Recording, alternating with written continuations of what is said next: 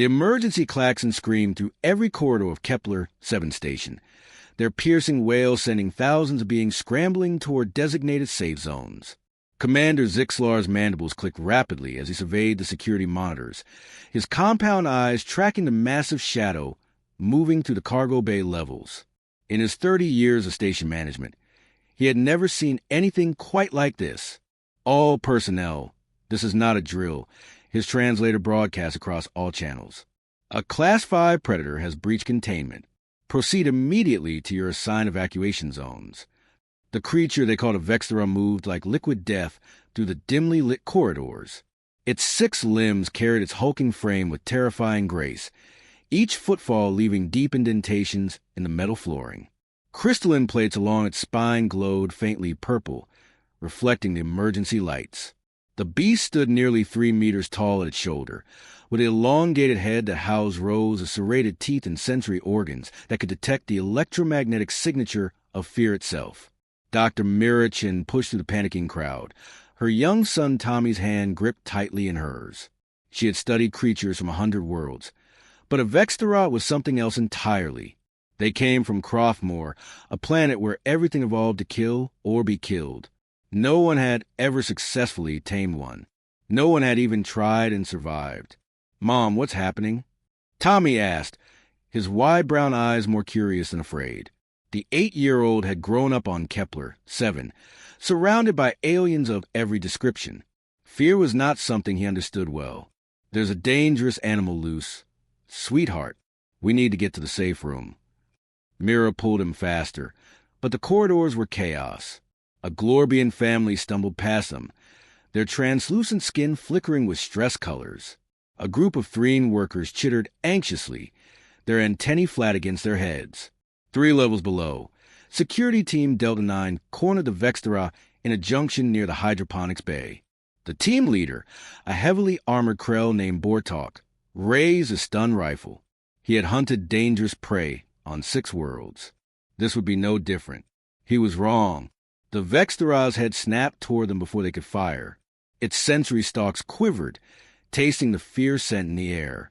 The electromagnetic signatures of terror flowed from the security team like a beacon. To the Vexthera, fear meant prey. Fear meant threat. Fear triggered the killing instinct bred into its species over millions of years. It charged.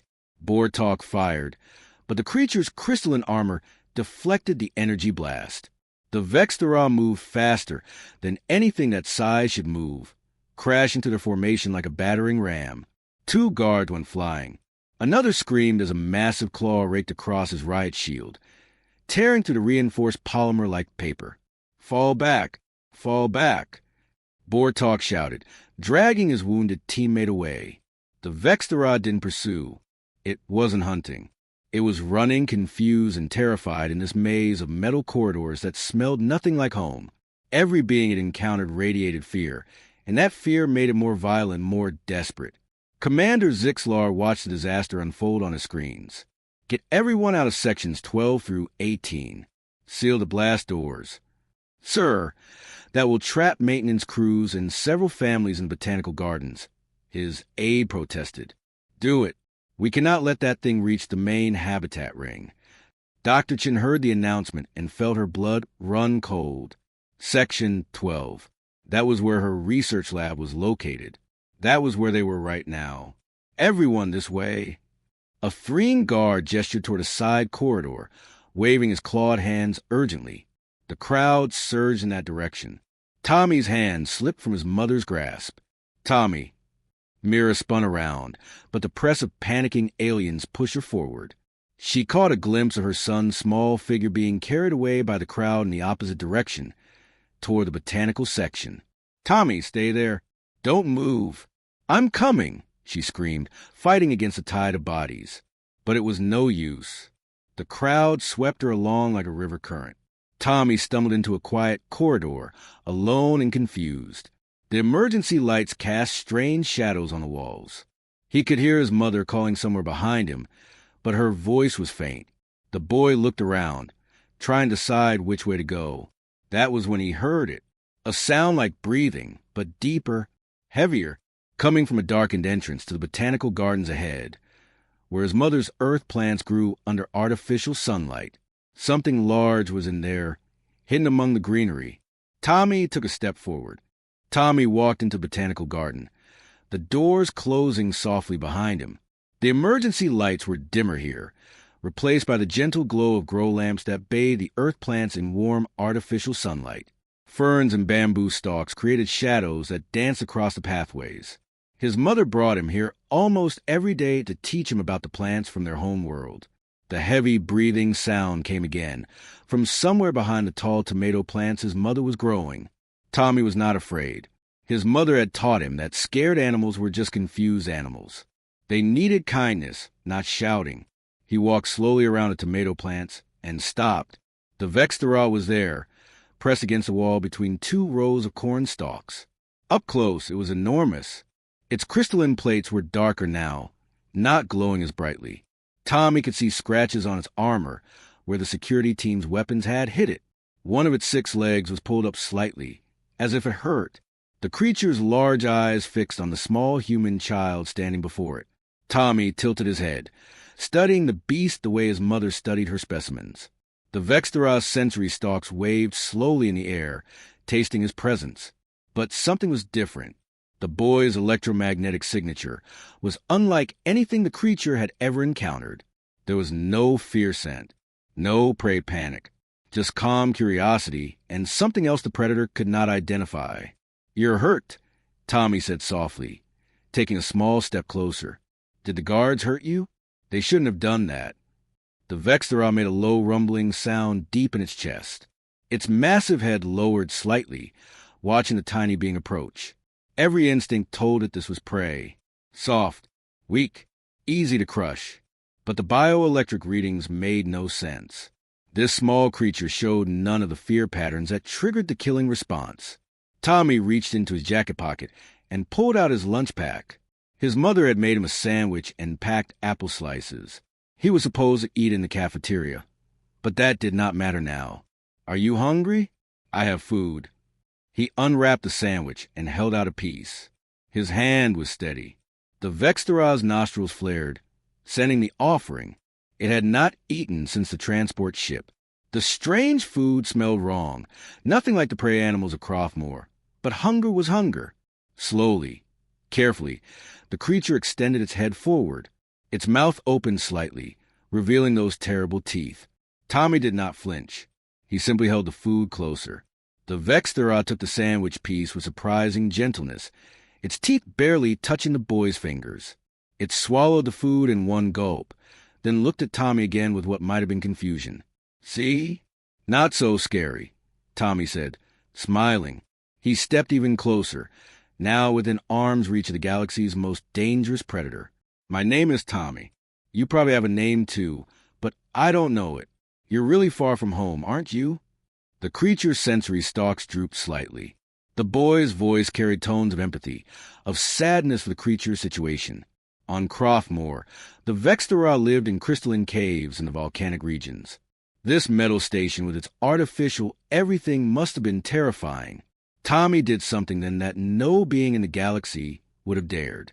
He reached up with both arms and wrapped them around the Vextera's massive head in a hug. "It's okay. You're safe now. I won't let them hurt you anymore." The Vextera went completely still. Every muscle in its body locked. Its sensory organs flooded with signals it could not process. Physical contact from prey meant attack. But this was not an attack. The small arms could not hurt it. The gesture carried no aggression, no fear, no threat. Only warmth. Only comfort. For the first time in its life, the Vextera felt something other than the constant drive to hunt, to fight, to survive. Something ancient in its brain, buried beneath millions of years of predator evolution, stirred. A memory from before its species became apex killers. A memory of pack bonds and protection. The creature lowered itself slowly to ground, settling its massive body on the cool floor. Tommy sat down beside it, leaning against its armored side. The boy yawned. All the excitement had made him tired. "Just rest here with me until my mom finds us," Tommy said, his eyes growing heavy. The Vextera's breathing slowed. Its crystalline plates dimmed further, a sign of calm. One massive forelimb curled protectively around the small human, shielding him from the world.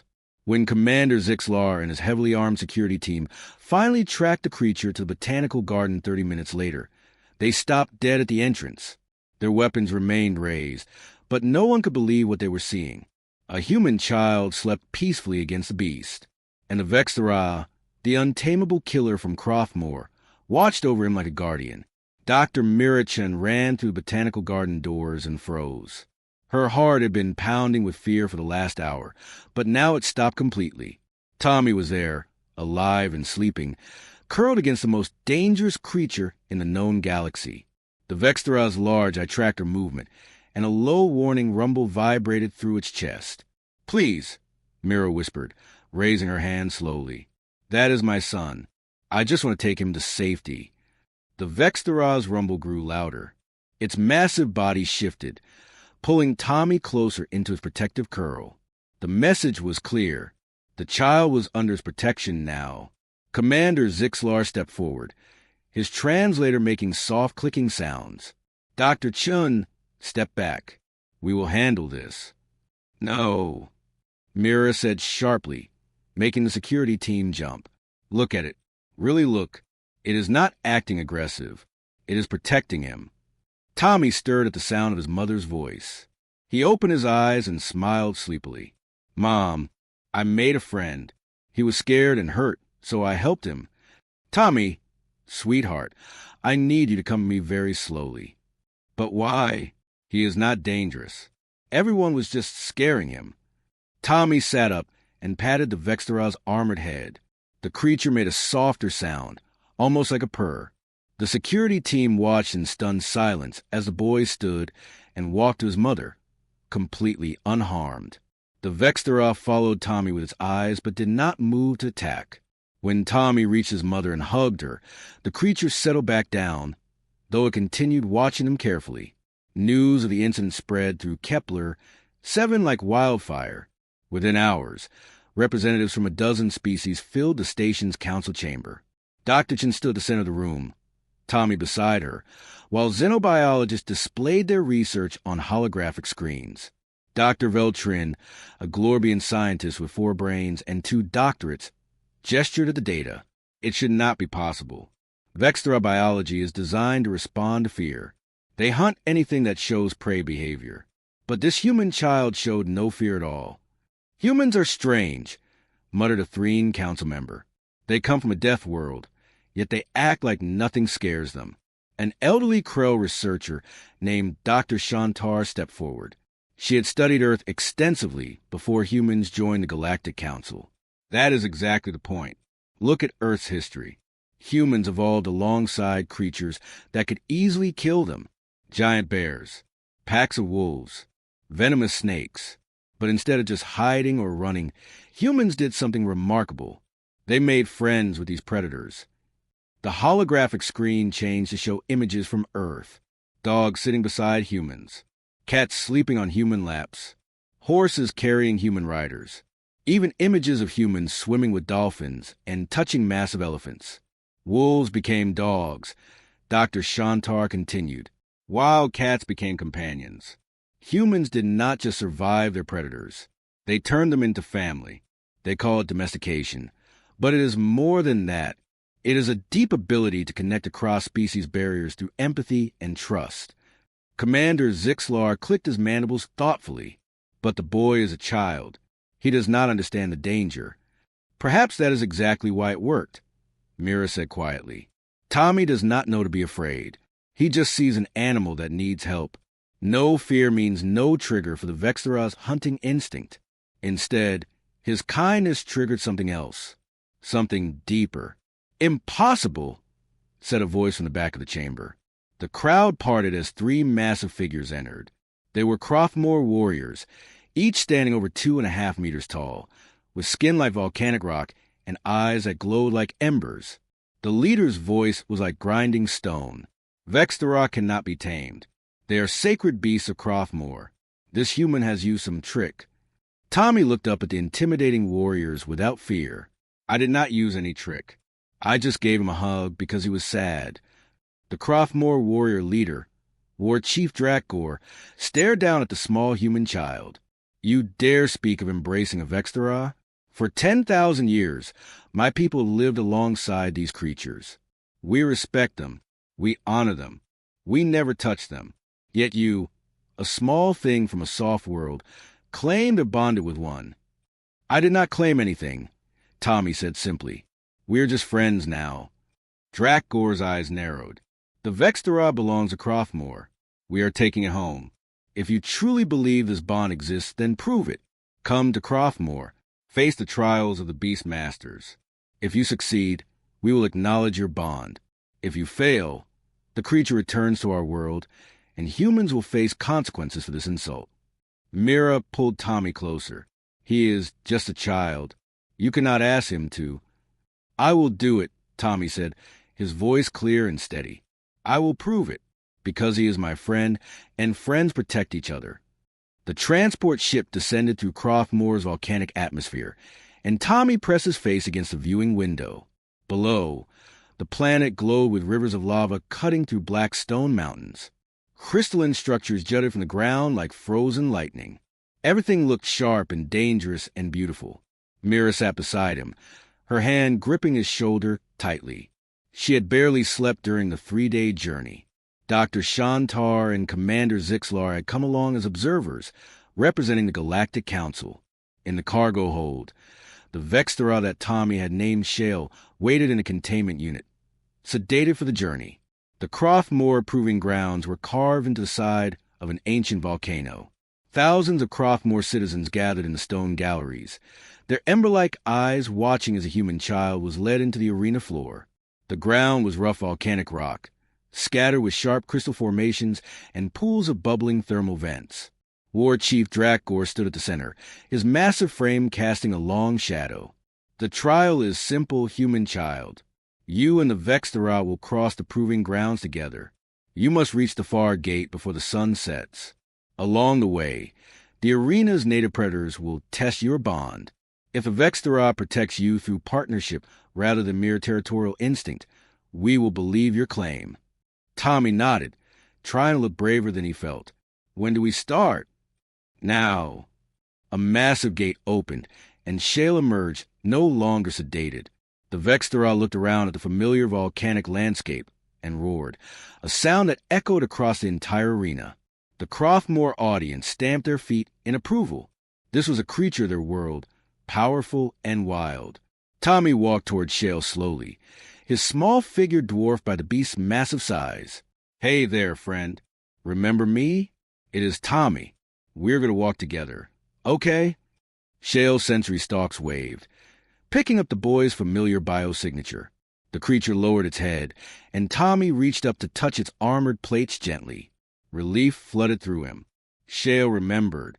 They began walking across the proving grounds. Tommy walked beside Shale, one hand resting against the creature's side. The Croftmore audience watched in silence. They had seen many warriors attempt these trials with various beasts. Usually it involved chains, whips, and dominance displays. This human child simply walked like he was taking a stroll with a friend. The first challenge came quickly.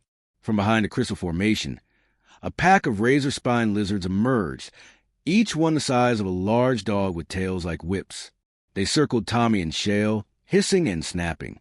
Shale's body tensed, ready to attack. But Tommy placed his hand firmly on the creature's leg. Wait, let me try something. He turned to face the lizards and stood very still, making himself small and non-threatening. He did not run. He did not scream. He simply waited. The lizards crept closer, confused by this strange prey that showed no fear. After a long moment, they lost interest and skidded away toward easier targets. The Croftmore audience murmured. This was not how trials usually went. Tommy and Shale continued forward. They navigated around thermal vents, crossed narrow bridges of stone over lava flows, and climbed over crystal barriers. Tommy spoke to Shale constantly, encouraging him, praising him, guiding him with gentle touches rather than commands. Then came the trap. A section of ground gave way beneath them, and Tommy fell into a pit lined with sharp crystal spikes. He managed to grab a ledge, his legs dangling over the deadly points below. Pain shot through his arm. He looked up and saw Shale at the edge, watching him. "Shale, I need help," Tommy called out, his fingers slipping. For a moment, nothing happened. The arena held its breath. Would the beast help, or would it simply continue without the child? Shale made a decision. The Vextera carefully lowered itself into the pit, its armored body scraping against the crystal walls. It positioned itself beneath Tommy, allowing the boy to drop onto its broad back. Then, with incredible strength, Shale climbed out of the pit, carrying Tommy to safety. Tommy slid off Shale's back and immediately hugged the creature's head. "Thank you. You saved me." But then Tommy noticed a dark liquid dripping from Shale's side. Blood. The creature had cut itself on the crystals while climbing into the pit. The wound was deep. "No, no, no," Tommy whispered. He pulled off his jacket and pressed it against the wound, trying to stop the bleeding. "You are hurt because of me." War Chief Drakgor's voice boomed across the arena. "The trial is not finished.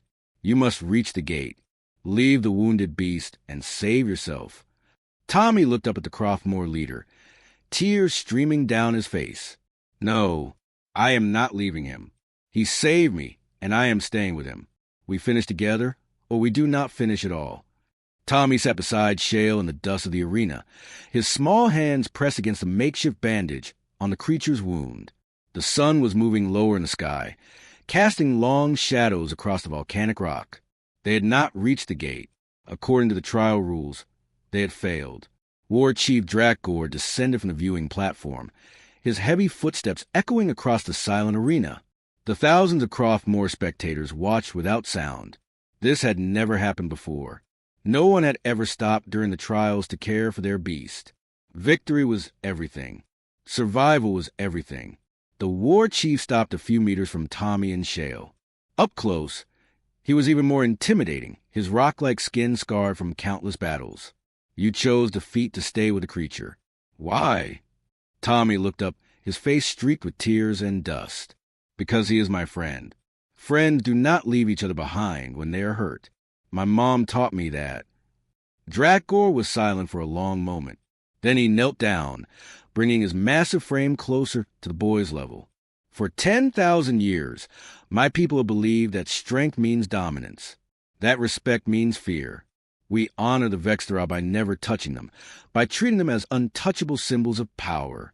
He reached out one thick finger and gently touched Shale's armored head. The Vextera did not react with violence. It simply watched the Croftmore warrior with calm eyes. "But you," Drakgor continued, "you have shown us something we forgot long ago. Before we built cities and weapons, before we became warriors, we too live alongside these creatures differently. You have reminded us that true strength is not about domination. It is about the courage to be gentle when the whole world expects you to be hard." The war chief stood and raised his voice so all could hear. "This human child has passed the trial, not because he reached the gate, but because he showed us what we could not see. I declare him Croftfell, friend of Fangs. The bond between Tommy Chun and this Vextera is genuine and will be honored." The Croftmore audience erupted in a thunderous stamping of feet, their way of showing approval. Medical teams rushed forward to treat Shale's wound properly, using advanced healing technology that sealed the cut within minutes. As Shale recovered, Tommy finally allowed himself to rest, falling asleep against the creature's side once again. Mira ran into the arena and scooped up her son, holding him tight while tears of relief ran down her face. 3 months later, Kepler 7th Station had changed dramatically. The botanical garden where Tommy first met Shale had been expanded into something much larger. Dr. Chen stood at its entrance, watching as a group of children, both human and alien, sat in a circle while Tom explained how to approach animals with kindness. "You have to be calm," Tommy told a young Threan girl who was nervously watching a small creature from her homeworld. "Animals can tell when you are scared. Just breathe slowly and let them come to you." The girl followed his advice, and the creature cautiously approached her, eventually allowing her to pet its fuzzy head. She chittered with delight. Shale lounged nearby, now wearing a comfortable harness that identified him as a bonded companion. Other humans had begun working with creatures from various worlds, applying Earth's ancient knowledge of animal bonding to alien species. Some succeeded, some did not, but every attempt taught them more. Ambassador Veltrin from Glorbius approached Dr. Chun with a data pad. The results are remarkable. We have documented 17 successful human-alien animal bonds in just 3 months. Species that were considered impossible to domesticate are now living peacefully alongside humans. Commander Zixlar joined them, his mandibles clicking in what Mira had learned was his version of a smile. The Council has approved your proposal. The Human-Alien Bond Research Institute will receive full funding. We want to understand this ability your species has. Mira watched her son laugh as Shale gently nuzzled him, nearly knocking the boy over with affection. I think it comes from our history.